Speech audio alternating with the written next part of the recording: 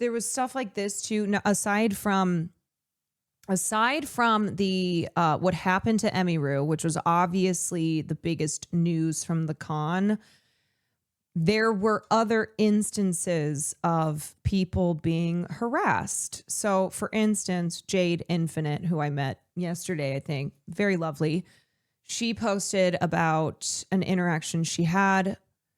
Here is her tweet on it. Had such a demoralizing interaction with an IRL streamer last night. He seemed genuinely interested in talking to me and seemed so sweet.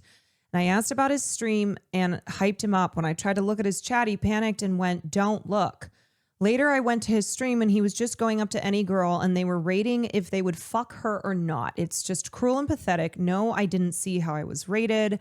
I just hate wasting any time giving someone positivity while being mocked. Watch out, girls.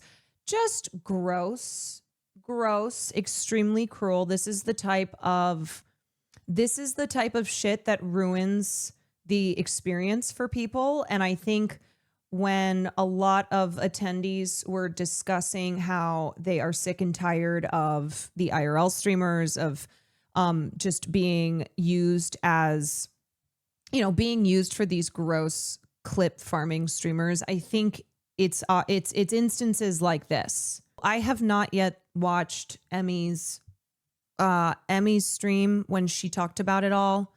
So I do want to watch that. And for anybody who missed this, she goes into full detail talking about it. But after that happened to her, I mean, everyone was furious. Everyone was furious because it never should have happened. That's I think what should be a main takeaway here is that it never should have happened. Okay, so first of all, you guys will have to forgive me because I'm not meant to be doing streams like this. I'm meant to be playing fucking dress up in my room, playing video games, okay?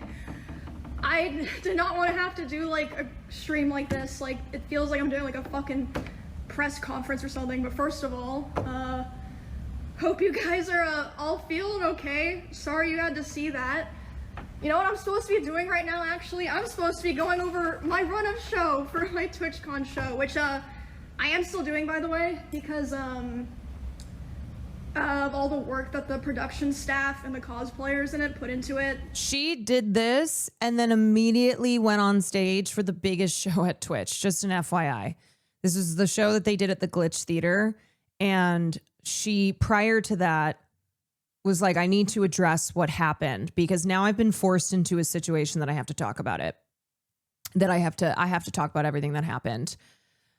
And then right after, they went and did the show. I'm just gonna go through, from my perspective, what happened, what I saw, the order of events. So I was doing my meet and greet and I've seen people saying that it was an obligation given to me. Like to be a featured creator and to have my show, I had to do a meet and greet, which is true. I'll talk about Ironmouse's tweet after. But as far as I know, there's some people that canceled. Regardless, I didn't cancel. I thought it was going to be fine. So I show up at 4. I'm doing my meet and greet. This happened about 30 minutes into my meet and greet, so I was probably only like 20 to 30% done with my meet and greet. I was just taking a picture with someone else, like completely normal, nice guy. Yeah. And then also was pissing me off to see people on the internet who were giving that guy shit. He was a fan who, what was he supposed to do? Why is he getting shit on here? Okay. And you know what it was? It was people being like, if that had been me, I would have jumped that guy's ass. Where it's like, okay, let's not make this about you. It wasn't you, and let's not make this about you. Okay? Classic dudes being like, oh, well, I would have protected this woman. I would have protected this woman. This guy's a loser. It's like people, he didn't know what was happening. Emmy, it was confusing. And then it happened, and like that guy had nothing to do with it. Completely missing the point. I see out of the corner of my eye, If I was there, I would have stopped 9/11. Walking around the side of the meet and greet, and he crosses in front of the meet and greet of the person to the left of me, which is a VTuber. So he's able to walk up and in front of another streamer's meet and greet, and then he walks up to me, and he's like walking with a purpose, you know what I mean? And he grabs me, but I'm like, wait, what the fuck? Like, but in my head, I'm like, it seems like he's supposed to be here, and then he leans in like he's gonna tell me something. So in my head, I'm like, maybe it's like TwitchCon staff like coming to let me know something, because like sometimes it'll happen where you're at an event and someone will like come up to like let you know something, you know what I mean? But I'm still like freaked out because he grabbed me. That's not normal. And then he grabs my face and he leans in and lips puckered tries to kiss me, and I start screaming. You can't hear it in the clip, but I'm fucking screaming my head off. And then my security, Twitch's security, is like nowhere near me, nowhere to be found. I can see them, but they don't do anything. My security jumps up and shoves the guy away from me and is like, get the fuck out of here. And he's allowed to walk away and leave. Yeah, okay, so that is a major fucking problem. That is a major fucking problem that Twitch security, and again, I think an issue there is that they hire temporary security for the convention, not necessarily people who are who are experienced in this kind of work. And okay, so the fact that he was able to just walk away, and then there was another clip of him that somebody got of him leaving the convention. And to be crystal clear, what happened was a crime. That was assault. That was a crime. And absolutely, he should have been detained. There is no, oh, well, I don't think they're allowed to do that. Yes, they are, and they should have. Yeah, so then after this point, I did not see a lot of what happened here. This is just based off what people in the line told me. My friend Bonnie, who was there, told me, and Melissa, my manager, told me. So the woman who moved me away from the meet and greet was my personal manager. That was not Twitch staff. No one in Twitch staff came up to me to like see what was going on. My manager and Bonnie moved me to the back, and they're like hugging me and being like, do you want to finish your meet and greet, basically. And I was back there for like a minute, and I was like, you know what, like I want to finish it because like of all these people here that, you know, they're just nice, normal people.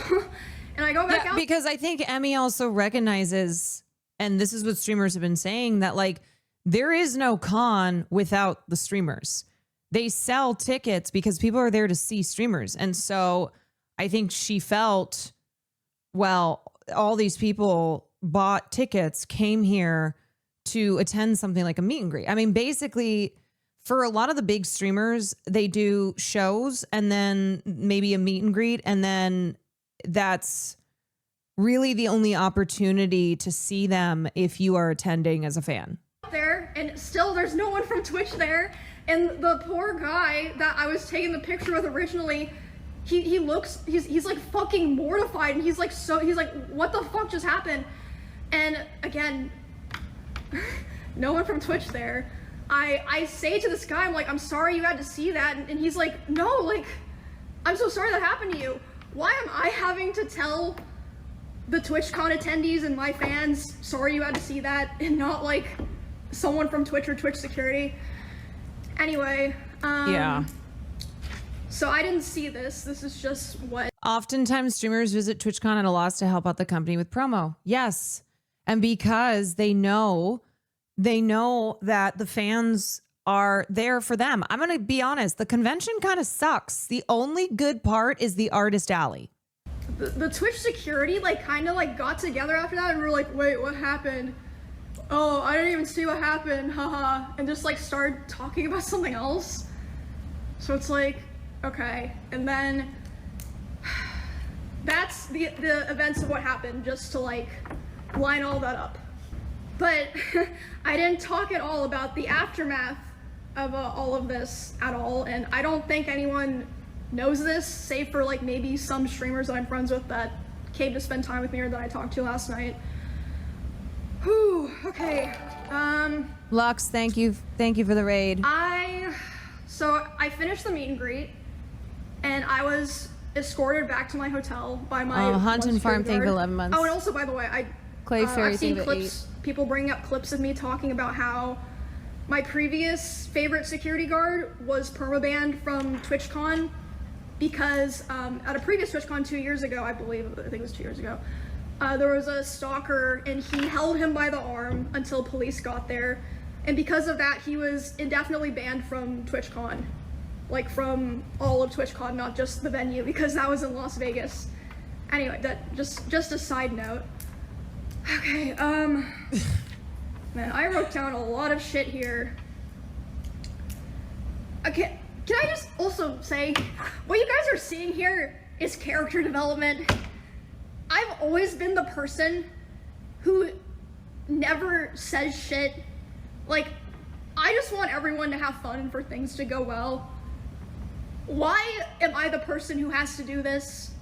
By the way, that security guard who held onto that guy, like, he's totally allowed to do that. Okay, so ridiculous. It's just absurd that he was banned. Anyway, after I'm escorted back to my hotel, I let some of my friends know they come to my hotel to see me and spend time with me, like make sure I'm okay and everything. And then my manager's letting me know, she says, okay, my manager, I've contacted the police, they're gonna come talk to you about pressing charges, etc. They're trying to find the guy, they haven't found him. I'm like, what? Anyway, so at some point while I'm with my friends, a police officer comes and talks to me, interviews my manager, talks to my Twitch partner manager, who, by the way, she's so sweet, like she didn't do anything wrong here. All of that happens, and then I'm complaining to my friends, I'm like, the fuck do I do here, guys? Like, I have to talk about this, blah blah blah, and they're like, oh, like, don't worry about that right now. And then suddenly Wake's like, wait, why is my Discord saying hope Emmy's okay? And I'm like, oh fuck. I guess the clip got posted. Again, thank God someone was filming, because otherwise I don't think Twitch would have said anything. What did the guy do to be detained by your security guard? This was a previous instance, I think at TwitchCon 2 years ago, where one of her stalkers had appeared. And so her security guard had detained him. This was in 2022. Yeah. So her security guard detained him because he was holding on to the guy to detain him. Then the result of it was Twitch perma-banning him. So he was not allowed to, he's not been allowed to be with Emmy at these Twitch events. So after that, I start getting a lot of messages. I'm responding to people, and my manager comes back to me and she's upset.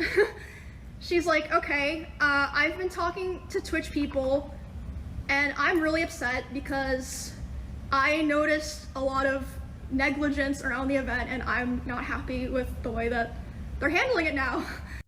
And I'm like, what do you mean? She's like, well, I asked them. Did you see Peach's reply to him? You know, like, what are they gonna do about this? And you know what they said initially? She was on a roll this weekend. They said, oh, well, he's banned from the platform for 30 days. Yeah, it's ridiculous. 30 days. What?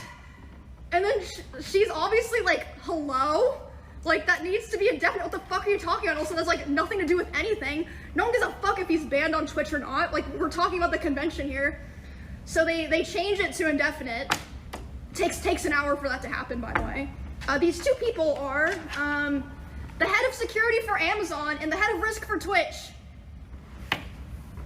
Yeah, longer than her security guard.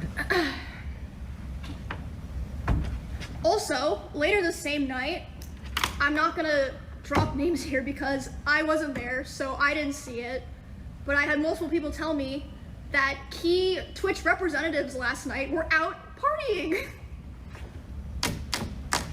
Okay. Oh, also another detail. Sorry, my lines are all crazy here. Sure, I know what you meant. Was the guy even a streamer? I don't know. My Twitch didn't approach my manager to talk to their head of security. It took them 2 hours to approach her to talk about what happened. And by then, she had already talked to police and called a lawyer on her own. My manager, Melissa. Have you given thoughts on the CEO Dan Clancy's actions on this? We can watch the clip from Taylor's interview after. And they showed her a photo of the guy that I believe a fan took, by the way. A fan took a photo of him, not one of their security guards. They're like, oh yeah, here's this photo. We're like gonna find him. He still had his badge and his wristband and everything. The guy. So, yeah, I really feel like a lot of this process wouldn't have happened if it weren't for my manager advocating for me so hard. Also, I just want to say her manager's amazing. Her name is Melissa. I had a long conversation with Melissa Saturday night. I saw her outside the hotel, and I said to her, I was like, you're amazing. And she was like, no, this is what everyone should do. This is what everyone in this situation, how proactive and how much they should have then acted in this way. And so we were talking about it, and I mean, Melissa's one of the few women managers who I think is at this level with having such a high profile client like Emmy. And she was just talking about how it feels often like she's one of the only voices trying to bring attention to these problems. And so I said, we were just chatting, and I was like, we were both like, we need to do something. We need to do something here. So they also showed my manager some security footage of the area, and the guy was he was waiting for there to be a gap in security, and there was. He was able to walk through the side, not through like the 2 lanes of meet and greet people who had signed up and been like background checked for my meet and greet. So he was able to just walk through because there just wasn't like consistent security there. Oh my gosh. And then, so yeah, that's basically my day yesterday. And then today, this morning, I was told that Amazon flew in their global head of something to redesign the whole process and security of the con for the rest of the convention. Why wasn't there someone like that here already? Or like they didn't do that beforehand? Like, hello? I'm sorry. So yeah, they Girl, Neon got invited back after attacking a live trans streamer. Twitch invited Neon. Oh, and then gave him a meet and greet. Yeah. This was him last year. Allowing men who did this last year to come back and rewarding them will turn the space. This is exactly what I'm... W community, man. W community. All kinds of crap about me, to misgender me, oh to my troll God. me, all of the things that I was just talking about. Yet you came up here and disingenuously started to act like you were... You're yapping. No, I won't shut up. All right, you're doing too much. You're doing too much. Yo, stop, bro. He's doing too much, bro. Stop, you're doing too much, bro. Stop following me. Stop following me. Stop following me. Stop following me. Let's go. Leon is a homophobe. Oh my God, I'm a homophobe. Oh my God, I'm so sorry. You admitted Oh my God, I'm so sorry. Do something. I don't care. Sure. Into my stream. I just wanted to say what's up. And then you brought your community in here. Yeah, and they're always like, what? I'm not doing it. I just want to say hi. What? I'm just inviting you to the party because I think you're beautiful. It's bullshit. I mean, it makes me so mad. It makes me so mad. So mad. Why the fuck was Neon given a meet and greet? Why was he a featured creator? Why is he allowed to be still live streaming in Twitch when this is the type of stuff that he does? I guess they know that they fucked up really bad if they're flying in their Amazon's global head. And also, I want to make it clear so that people understand this. I am so lucky and privileged, okay? Do you know how much I spent on security to be able to come to this event in the first place? Like, but I'm not just talking about yesterday, I'm talking about my security for like my RV trip that I did with my friends and stuff. I spent over $10,000. Some people who stream on Twitch don't even make $10,000 in a year. What the fuck are they supposed to do? Like, if you watch the clip, the security guard who pushes the guy away is my security. The woman who pulls me to the back, my manager. If you're a small streamer and you don't have those resources, or someone in your line's not filming, what the fuck do you do? No one would have known. Like, it's actually fucking insane. Like, I'm genuinely angry. Like, I am not an angry person. Like, it's just ridiculous. And like, honestly, I genuinely think there have been other people who have been sexually assaulted, groped, like, who fucking knows, worse, at these conventions, and just nobody knows.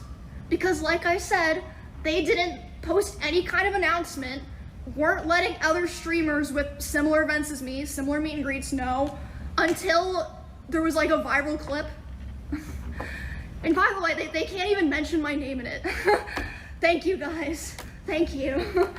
Here's an example of this. So I saw this person post. This is my longtime stalker, Matt Brockett, saying on his Twitch live stream that he planned to harm me at TwitchCon 2022. Hundreds of us begged Twitch to ban him with no response, and TwitchCon never responded to my request to keep him out of the venue. Either we can do this peacefully, or it's gonna get ugly. It has to get ugly. It's gonna make. She thinks that she moved and stuff, that she's safe. We know where she is. I have money to spend. I'll drop 100K on this, not even blink. I'm gonna take it to another level. You tell me if you want to end this. We'll end it. We'll make the terms. Not you. We'll make the terms. My heart. I've got evil in there. It's lingering. I don't know if it lingers. I've had to hold it back for a while because I can do stuff that's just not. I don't want to do it. I'm telling you, I really want to. The fucking darkness in me just wants to come out. Like, This guy made a streamer org years ago, and I was in it. He's fucking crazy. Yeah, and that he feels comfortable. Saying this on his stream. goddamn demon. Bad thing. I actually don't think if I did what I want to in my mind, I couldn't come back from it. I wonder if she's going to TwitchCon. I'm going to TwitchCon. I'll be at TwitchCon. Please go. Please. I was hoping that maybe she would be at PAX East.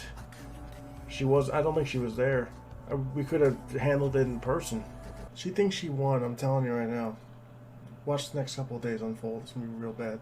It's gotta come out. You know, I fucking held it back for all these fucking years. And for what? I'm letting it all out.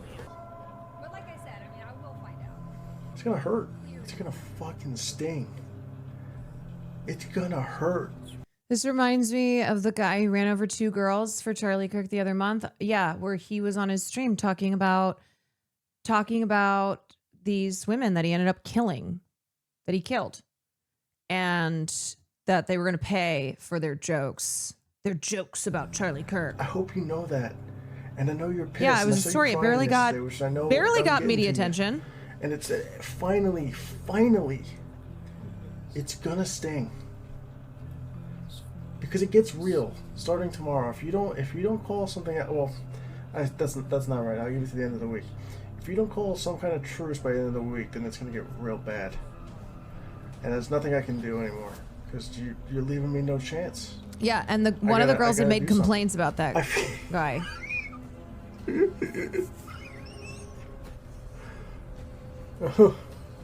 What a sick fuck. So what happens then is these women then decide, well, then I can't go, right? If they feel that they are at risk for something happening to them, then they are the ones who ultimately are kept from these spaces. I saw this about the block party. I wanted to wait until the con is pretty much over. I reported this to Twitch staff mid-block party immediately, but there were souvenir switchblades available for purchase or literally grab and walk out with at one of the shops in the block party gas lamp area. It was a whole collection with different names engraved, so anybody could reach and grab it at any height. It was towards the back corner of the shop, so you had to walk in and really browse to notice it. The shop itself was also at the very back corner, so there was barely anybody browsing it. However, when my group all saw this at the same time, we all had the same concerned look without even saying a word. We noticed these the first hour of the party, so I immediately wanted to share. For context, this is a souvenir shop that was in the block party zone. I know Twitch itself aren't running the shops and restaurants, so I just wanted to bring awareness that anybody could have seen this knife. Since you guys are so pressed, I used the wrong wording. It's a weapon nonetheless. We just talked about the Emmy situation of imagine if the guy had a knife, but imagine this tweet's getting the complete opposite reaction of LOL, imagine people being afraid of a pocket knife. This tweet's reaching people that do not know that this is available at an event that have a zero weapon policy. It's not that they are restricting purchasing knives. This is at an event where safety was already a concern and a very scary opportunity could have happened. Feel free to correct me since I was wrong to use switchblade instead of knife. Yeah, that's the main problem here. If a bad actor wanted to, this would have been an easy opportunity. I get anything can be a weapon, but a knife is a knife, and I'd rather this is a tweet about it instead of someone actually locating these, making a purchase, and you hear about a stabbing. So all of this, again, contributing to an environment that people don't feel is fun and safe for them to be attending. So it's not just questions about, okay, well, what is Twitch responsible for? What is Twitch not responsible for? I think it is just how are the perceptions also, the optics. And post this TwitchCon, I will say a lot of people I talked to kept being like, vibes feel weird. And okay, hold on. Let me pull up what they wrote because that was another thing that was crazy to wake up to. The safety and security of all those attending TwitchCon is our highest priority. The behavior displayed by the individual involved in the incident yesterday involving a high-profile streamer was completely unacceptable and deeply unsettling. In line with existing TwitchCon security protocols, law enforcement event security were on site. That's a lie. That's literally a lie. And responded to the incident. We immediately blocked this individual from returning to the TwitchCon premises, and they're banned indefinitely from Twitch, both online and in-person events. Okay, like, no one cares about online. We are coordinating with the impacted creators team, that's true, and per our standard protocols, continue to cooperate with any law enforcement investigations. We've increased security at the meet and greet attendee check-in point, and we'll have additional security personnel surrounding participating streamers. If you've RSVP'd for a meet and greet, please note that we're unable to accommodate +1s for the remainder of the event. You know why they said that? They only thought about that because of Melissa, my manager. She said, were you vetting people coming through the line? They said, oh yeah, everyone had to sign up and they get background checks, but they're allowed to bring a +1. Well, are there +1s background checked? No. Melissa was like, okay guys, Twitch has a zero tolerance for harassment or acts that inhibit the safety and security of our community. Yeah,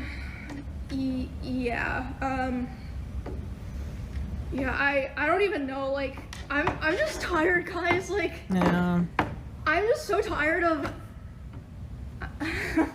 I've just had so many things happen, and like, you know, stuff just happens, like, especially when you're like a creator or like a girl creator in particular. But I just feel like I've been failed so many times or lied to so many times. And I'm always like, you know, it's okay, we'll figure it out. You should have figured it out already. You should have fucking figured it out already. I saw a thing that said I was in their like top 5 or top 10 most followed streamers attending this event. Again, if that happened to me, what the fuck is happening to small creators that we don't even hear about because no one's filming them? Like, they tweet it and like Twitch doesn't feel the need to follow up with them or publicly. Yeah, or they reach out to Twitch and Twitch doesn't do anything. They reach out to Twitch and Twitch doesn't do shit. Just like the example that we watched of the guy who live streamed himself talking about the female streamer who he's been harassing, being like, is she going to TwitchCon?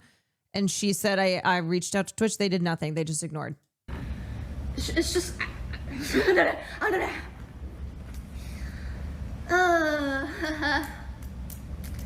But yeah, I think I covered everything, and I've been a streamer on Twitch for 10 years. I attended the very first or maybe the second TwitchCon ever in 2016, 2015. And yeah, like I understand back then it was different, but I feel like I know they say there's security upgrades, but it really feels like there's not. Like another thing that happened, I forgot to mention. So the way that the meet and greet worked is like people line up, they come through, they take a picture, then they're supposed to walk through the back and leave. There were people walking through the back trying to come up to my booth, or like, I mean, not all of them were like malicious intent, obviously. Like some people would leave and be like, oh shit, my picture is bad, I'm gonna go back and ask for another one. And my manager had to be the one to tell them like, oh no, you can't, like keep moving. And there was even like, I think it was fucking Neon, was able to walk through the back of my meet and greet. Fucking Neon. And was like, oh hey, like, can I come say hi? And it's like, no. What the fuck? Like, no. Oh my god, it was just horrible. Like, there was no thought put into it at all. And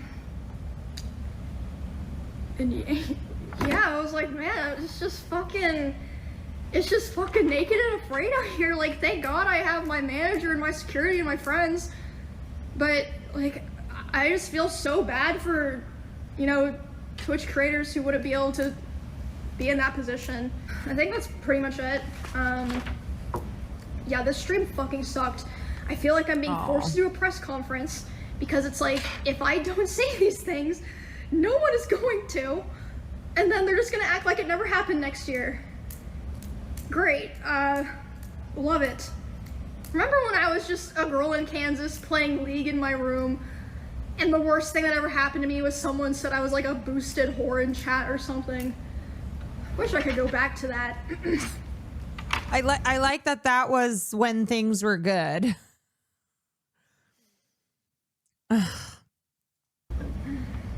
No, girl. You know what, girl? I want a world for you where that's not even... I want a world for all of us where that's not like the good days. The bar in hell. Denham's made a point about how even from a business standpoint, any potential lawsuit you might get from someone pressing charges over being held by security is nothing compared to the reputational damage of something like this. Oh, yes. And as far as people being like, did Twitch do this on purpose? I don't know. I mean, it's so, I think I get why people are looking at this and going, this feels intentional, because the handling of it leading up and then afterwards has been so poor. You just are, you just can't believe how poorly they've handled it. So it feels like it would be on purpose. I think that probably one factor here is cost, as it tends to usually be a factor, cutting corners, cutting costs, not spending money in vital areas. I think other things we've discussed, like not really understanding the celebrity status of streamers, especially like Emmy, not taking things seriously on this platform and acting as if it's all just something that happens in a Twitch chat and not translating to real life harm. And yeah, I don't even care if I lose any like opportunities or anything for talking about this, because it's fucking insane. And another thing I've realized, that's so crazy. That's so crazy that she would have to be like, if I lose opportunities from this, then so be it. Yeah, stay safe, guys. Look out for your friends. You know, if you're here this weekend, you know, stay in groups. And I mean, I would love to know if like other things have happened to other smaller creators and it's just being drowned out because Twitch isn't giving them the same attention that they're giving me. I would love to know, even if it happened in the past, because it's fucking ridiculous. Like, yes, I know these things happen at cons, but when the con literally exists because of your small and big creators, it should not be this kind of an issue. I genuinely want people to be held accountable and for things to like visibly be changed, but even so, I personally am not going to another TwitchCon. I'm done. 10 years of streaming, I'm done. This is my final TwitchCon. This show will be my final performance, and then I'm going back to streaming video games in my room in my house that probably has more cameras around it than TwitchCon.